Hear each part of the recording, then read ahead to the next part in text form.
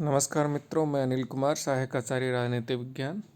आज के इस वीडियो में हम बीए फाइनल के टॉपिक मैकियावेली की शासन कला संबंधी विचारों का अध्ययन करेंगे। मैकियावेली ने अपने विचारों में शासन से संबंधित क्या क्या बातें कही हैं, उनकी विस्तृत विवेचना इस वीडियो का उद्देश्य है। तो चलिए देखते हैं। दोस्तों, मैकियावेली के राजनीतिक विचारों में जहाँ कहीं भी हम देखें तो वो एक ही बात कहते हैं कि कैसे न कैसे करके राज्य को शक्तिशाली बनाया जाए ताकि वो लोक कल्याण का भी कार्य कर सके, लोगों की भलाई का कार्य भी कर सके और साथ ही ताकतवर भी बन सके। तो राज्य मजबूत होगा, संगठित होगा, तभी वो उत्तरोत्तर प्रगति करता जाएगा। वो उसकी एकता तथा अखंडता को सुरक्षित रखना चाहता है। उसने राजनीति को शक्ति और नियंत्रण का विषय मानते हुए शक्ति की प्राप्ति, शक्ति का संरक्षण और शक्ति के प्रसार की कला के रूप में एलोबरेट किया है। अब इसमें क्या क्या आता है? सैन्य शक्ति का विस्तार आता है, राष्ट्रीय सेना बनाने की वो बात करते हैं, शासन कार्यों में प्रेम और भय के प्रयोग की बात करते हैं, नैतिक अनैतिक सभी प्रकार के साधनों की बात वो करते हैं। साथ ही शासक को दोहरा आचरण अपनाने की बात कहते हैं, शेर और लोमड़ी दोनों के गुण अपनाने की बात कहते हैं वो। मैकियावेली ने सर्वप्रथम राजनीति को धर्म तथा नैतिकता से अलग किया तथा राज्य को लौकिक आधार पर स्थापित कर उसे मध्ययुगीन जड़ता से अलग किया, पृथक किया। लेकिन उसने राज्य के संबंध में किसी निश्चित सिद्धांत का प्रतिपादन नहीं किया, बल्कि उसका संपूर्ण चिंतन इस बात पर आधारित है कि किस प्रकार राज्य को सुदृढ़ और शक्तिशाली बनाया जाए। इस कारण मैकियावेली का सिद्धांत राज्य का सिद्धांत न होकर राज्य की सुरक्षा का सिद्धांत बन जाता है, जो कि सैद्धांतिक नहीं बल्कि व्यवहारिक राज्य है। शासन कला के विचारों में उसकी कृतियाँ डिस्कोर्सेज ऑन लेवी तथा द प्रिंस दोनों ही बहुत ही इम्पोर्टेंट हैं और दोनों में ही मैकियावेली ने शासन के तौर तरीकों की चर्चा करते हुए राजा को उसी के अनुरूप शासन करने की सलाह प्रदान की है, सुझाव दिया है। शक्ति प्राप्त करना और उसमें वृद्धि करने का उद्देश्य उसके शासन कला का मुख्य आधार है। दोस्तों, उस समय की परिस्थितियों को हम देखें तो उस समय इटली असंगठित था, बिखरा हुआ था और आपस में ही वहाँ के छोटे छोटे जो राज्य थे वो लड़ते भिड़ते रहते थे। इसीलिए मैकियावेली के दिमाग में आया कि इटली को इतना सुदृढ़ और मजबूत किया जाए कि उसके ऊपर कोई आक्रमण ना कर सके,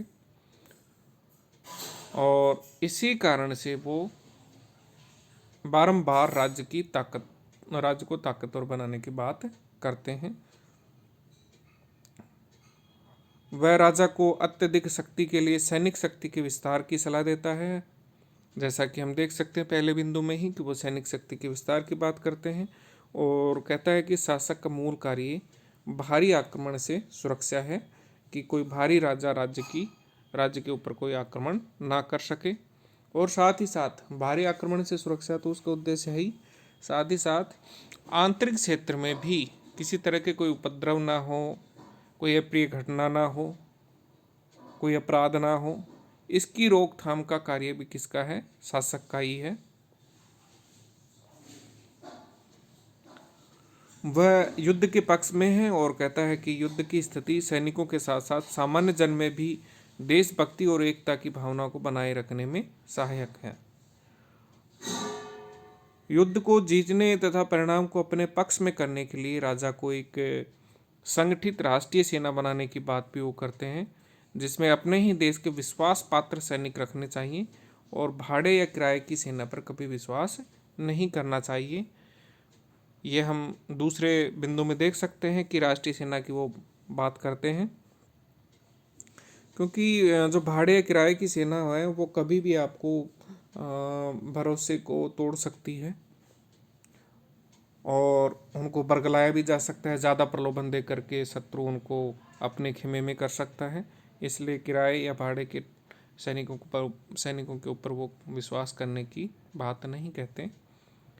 इसके अलावा शासन कार्य में वह प्रेम और भय दोनों की बात करते हैं तीसरे बिंदु में हम देख सकते हैं राजा को प्रजावत्सल भी होना चाहिए तथा अपने प्रति भय और सम्मान का भाव रखना चाहिए, लेकिन ऐसा नहीं करना चाहिए कि प्रजा उससे घृणा करने लगे।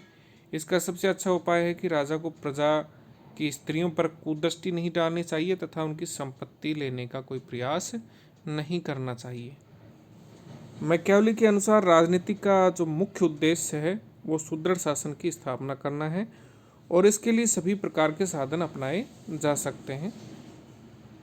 नैतिक या अनैतिक किसी प्रकार के भी साधन हो, वो सभी साधन अपनाने की बात करते हैं। दोस्तों, यहाँ हमें मैकियावेली की तुलना करनी होगी महात्मा गांधी जी से, जहाँ महात्मा गांधी जी कहते हैं कि साध्य के साथ साथ साधन भी पवित्र होने चाहिए। वहीं दूसरी तरफ मैकियावेली कहते हैं कि अगर साध्य पवित्र है तो साधन अपने आप पवित्र हो जाएंगे। इस लिहाज से मैकियावेली के जो विचार हैं वो कौटिल्य से मिलते जुलते हैं, जबकि दूसरी तरफ गांधी जी से बिल्कुल अलग है, विपरीत हैं। तो ये तुलना करके लिखें। जब आप किसी बात को तुलना करके लिखते हैं, किसी प्रश्न में तुलनात्मक रवैया दिखाते हैं, तो उससे आपको ज़्यादा अंक मिलते हैं। आपकी सोच, आपके विचार बिल्कुल स्पष्ट नज़र आते हैं। तो परीक्षक होता है वो भी इनको भांप लेता है और आपको अच्छे अंक प्रदान करता है। तो इसलिए हमेशा कंपैरेटिव चीज़ों को लिखें, तुलनात्मक रूप से लिखें। आपने सेकेंड ईयर में तो आप आगे पीजी में भी जाओगे, पहले भी पढ़ा है, कंपैरेटिव पॉलिटिक्स होती है, तुलनात्मक राजनीतिक होती है, जो सेकेंड ईयर में आपने पढ़ा है। विभिन्न देशों की राज्य व्यवस्थाओं के बारे में उसमें पढ़ाया जाता है, तुलना की जाती है, एक देश की राज्य व्यवस्था की दूसरे देश की राज्य व्यवस्था के साथ तुलना की जाती है। तो इसलिए हमें कंपैरेटिव तरीके से पढ़ना होगा। तो यहाँ मैं फिर से अपने मूल बिंदु पर लौटता हूँ कि मैकियावेली कहते हैं कि राज्य को सुदृढ़ बनाने के लिए, ताकतवर बनाने के लिए नैतिक अनैतिक किसी भी प्रकार के साधन को इस्तेमाल किया जा सकता है। यानी वो साध्य के पवित्र के साथ साथ साधनों के पवित्र होने की बात नहीं करते। वो तो कहते हैं अगर साध्य पवित्र है तो साधन अपने आप पवित्र हो जाते हैं। राज्य की रक्षा करना राजा का प्रमुख दायित्व है और चाहे उसके लिए कोई भी साधन अपनाना पड़े। राज्य की सुरक्षा के लिए नैतिक या अनैतिक सभी साधन प्रशंसनीय समझे जाएंगे। इस कारण राज्य की सुरक्षा और विस्तार के लिए नैतिक अनैतिक उचित अनुचित कुछ भी नहीं है। साथ ही राजा को वो दोहरा आचरण अपनाने की बात कहते हैं। ऐसा इसलिए जरूरी है कि व्यक्ति और राज्य के लिए नैतिकता के दोहरे मापदंड होते हैं। कोई राज्य केवल नैतिकता के नियमों पर ही नहीं चल सकता। इस कारण प्रत्येक साधन जो राज्य की सुरक्षा के लिए जरूरी हो उचित है। शासन कला में किसी नीति के उचित या अनुचित होने की कसौटी है। क्या है वो? वह यह है कि उसका राज्य की सुरक्षा पर क्या प्रभाव पड़ता है। अगर कोई साधन राज्य की सुरक्षा में काम आ रहा है, वो उसके लिए उपयोगी है, तो सही है। शासन के लिए वह राजा को बाहर से उदार तथा सच्चरित्र तथा भीतर से छल कपट और मिथ्याचार में निपुण होने की बात करते हैं। इसी कारण वह कहते हैं कि एक अच्छा व्यक्ति अच्छा राजा नहीं बन सकता और एक अच्छा राजा अच्छा आदमी नहीं बन सकता। इसके अतिरिक्त मैकियावेली शासन के संबंध में परिस्थितियों के आधार पर गणतंत्र या राजतंत्र का समर्थन करता है। जहां लोग नैतिक या सदाचारी हों वहां गणतंत्र, लेकिन इटली की तत्कालीन परिस्थितियों में वह सिर्फ निरंकुश राजतंत्र की स्थापना को सर्वोत्तम मानते हैं।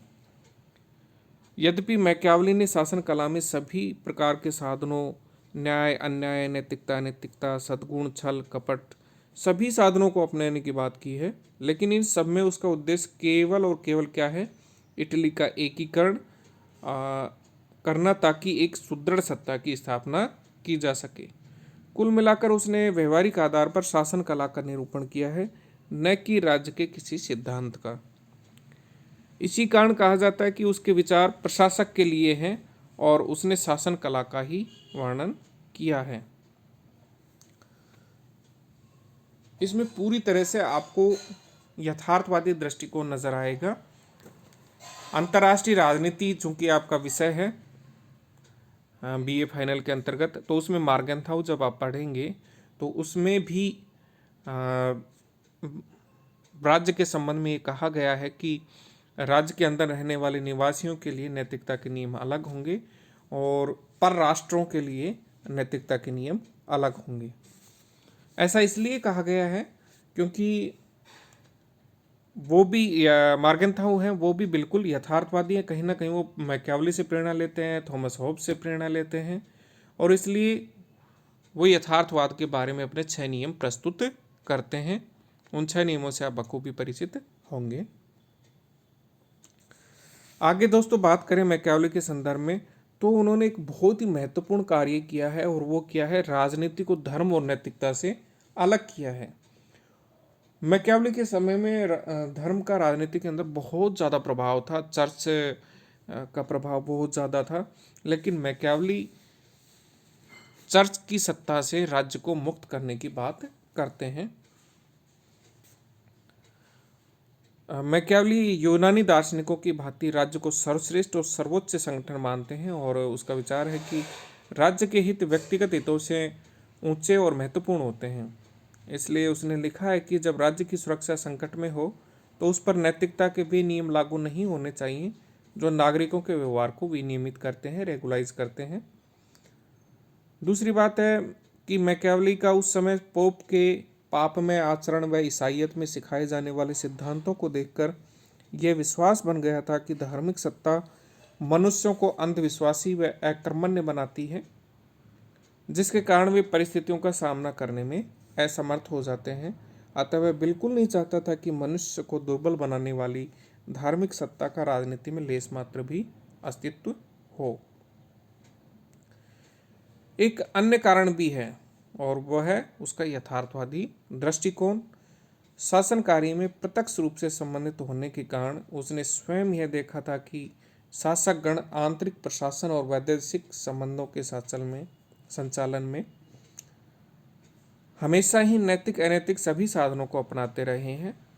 अतः उसने राजनीति में नैतिकता का उपदेश देना व्यर्थ माना, क्योंकि दिखावे के लिए और सिर्फ सत्ता प्राप्त करने के लिए ही नैतिकता के नियमों का सहारा लिया जाता है, वरना तो शासन के कार्य में शुद्ध यथार्थवाद चलता है और इसमें नैतिकता के नियमों की हमें अपेक्षा नहीं करनी चाहिए। अगला कारण है कि मैकियावेली द्वारा शक्ति को असाधारण महत्व दिया गया है, अतः शक्ति प्राप्त करने के लिए उसने किसी भी उपाय के प्रयोग को उचित बताया। उसके इस दृष्टिकोण के कारण धार्मिक व नैतिक प्रभाव से पूर्णतया मुक्त राजनीति का जन्म हुआ। एक ऐसी राजनीति का जन्म हुआ मैकियावेली के युग में जो पूरी तरह से धर्म और नैतिकता से अलग थी। वो मानव स्वभाव का ऐसा चित्रण करते हैं कि उसमें सभी जो आसुरी प्रवृत्तियां होती हैं उनका समावेश कर देते हैं, और मानव स्वभाव को ही अपने विचारों का केंद्र बिंदु बना करके और अपने शासन कला से संबंधित विचार प्रस्तुत करते हैं। इसके अतिरिक्त सीजर बोर्जिया के संपर्क में रहकर मैकियावेली ने यह भी सीखा कि इस निरंकुश शासक ने ऐसे साधनों से जिन्हें पूर्ण रूपेण कंप्लीटली मतलब नैतिक नहीं कहा जा सकता था, उसके माध्यम से उसने इटली के एक बड़े भाग को समृद्ध और शक्तिशाली शासन के रूप में स्थापित कर दिया। साथ ही मैकियावेली ने कई वर्षों तक कूटनीतिक कार्य किया था। उससे प्राप्त अनुभव द्वारा उसे दृढ़ विश्वास हो गया था कि मनुष्य की स्वार्थी और आक्रमणकारी प्रवृत्तियों पर नैतिकता व धार्मिकता से विजय नहीं पाई जा सकती, क्योंकि मनुष्य का मूल स्वभाव या उसकी मूल प्रवृत्तियां कभी भी बदलती नहीं हैं। युगों युगों से देख लीजिए, मैकियावेली का दृष्टिकोण बता रहा हूँ मैं। मैकियावेली कहते हैं कि हमेशा से घटनाओं को जन्मदाता कौन रहा है? मनुष्य रहा है, और मनुष्य के स्वभाव में सभी जो दुर्गुण हैं वो हमेशा ही विद्यमान रहे हैं। हालांकि उनका ये पक्ष एकांगी हो सकता है, पूर्व के वीडियो में हम इसका अध्ययन कर चुके हैं विस्तृत रूप से, फिर भी संक्षिप्त तौर पर चूँकि ये विचार जुड़े हुए हैं इसलिए अध्ययन करना जरूरी है। तो मैकियावेली के विचारों का हमने शासन कला से संबंधित विचारों को पढ़ा और साथ ही दूसरा महत्वपूर्ण विचार था उनका कि उन्होंने राजनीति को धर्म और नैतिकता से अलग किया। ये भी एक महत्वपूर्ण बिंदु है, परीक्षा की दृष्टि से अत्यंत उपयोगी है। इसलिए शासन कला संबंधी विचार और राजनीति का नैतिकता से धर्म से जो पृथक्करण है वो भी आप अच्छे से पढ़ें। आगे की वीडियो में हम मैकियावेली से संबंधित अन्य विचारों का अध्ययन करेंगे। धन्यवाद।